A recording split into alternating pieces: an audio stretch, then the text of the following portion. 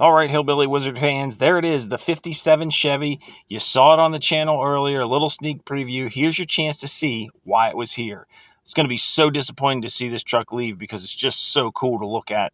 But here's the reason that it came to see us. The installation of a gear vendor overdrive unit. There it is, right in line with the drive shaft. This unit is going to give an overdrive capability to this relatively low-geared truck. Up in the cab, you can see how we did the actuation. This shifter is period correct for the truck, and we've added it so that when you're driving the truck, cruising at the highway, any speed above 20 miles an hour, you can shift it into high range.